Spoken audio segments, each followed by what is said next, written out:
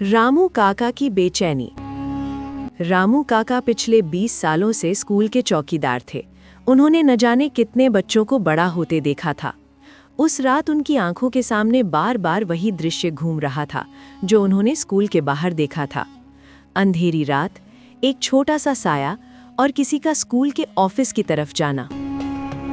मुझे सच बताना ही होगा, वरना एक मासूम की जिंदगी खराब हो जाएगी। मास्टर जी से मुलाकात। अगली सुबह रामू काका सीधे मास्टर जी के पास पहुंचे। मास्टर जी, मुझे आपसे जरूरी बात करनी है। हाँ रामू, क्या बात है? उस रात मैंने किसी बच्चे को स्कूल में घुसते देखा था। वो दीपक नहीं था। मास्टर जी चौंक गए। पंचायत फिर से बुलाई जाती है। सच की अहमियत समझते हुए मास्टर जी ने दोबारा पंचायत बुलाने का फैसला किया। पूरे गांव में खबर फैल गई कि आज फिर बड़ा फैसला होने वाला है। दीपक और उसकी मां उम्मीद और डर के बीच पंचायत में पहुंचे। रामू काका की गवाही। सभी गांव वाले इकट्ठा थे। पंचायत की खामोशी को रामू काका की आवाज ने तोड़ा। उस रात मैंने अपनी आंखों से देखा था कि राजू स्कूल के ऑफिस की तरफ गया था। पूरा गांव सन्न रह गया। ये झूठ है, ये मुझ पर इल्जाम लगा रहे हैं। सबूत सामने आता है। मास्टर जी ने आगे बढ़कर एक पुराना सीसीटीवी रिकॉर्डिंग या घंटी के पास लगी छोटी कैमरा पेटी दिखाई। ये कैमरा स्कूल की घंटी के पास लगा है। इसमें साफ दिख रहा है कि राजू रात को स्कूल में घुसा था। राजू का चेहरा पीला पड़ गया। उसके हाथ कांपने लगे।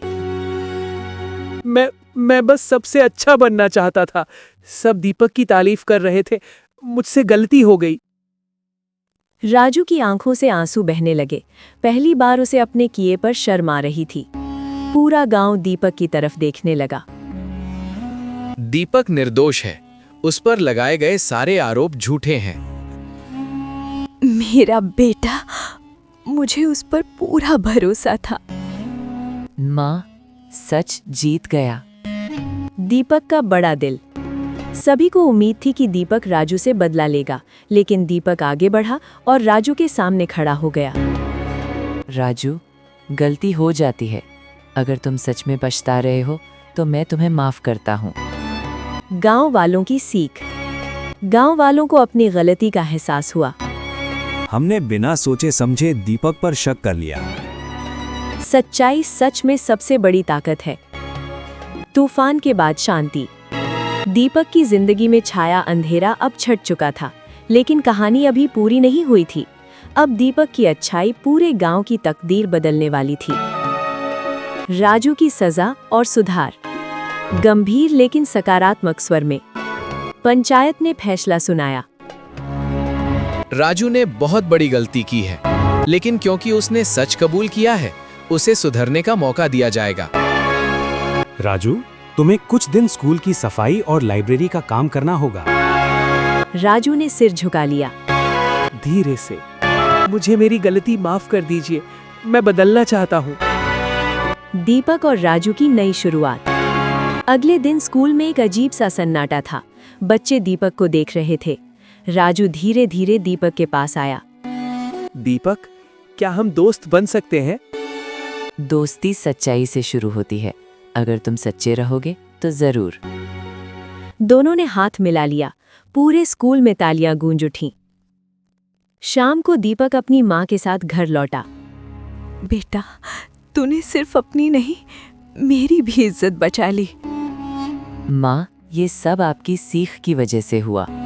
माँ की आंखों में आंसू थे, लेकिन वो खुशी के थे। समय का बदलाव। समय बीतने लगा।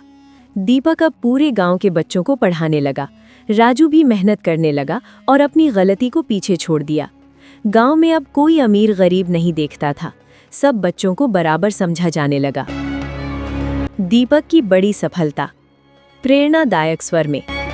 कुछ साल बाद दीपक ने जिला स्तर की परीक्षा में पहला स्थान प्राप्त किया। दीपक, तुमने साबित कर दिया कि हालात नहीं, इंसान की सोच उसे बड़ा बनाती है।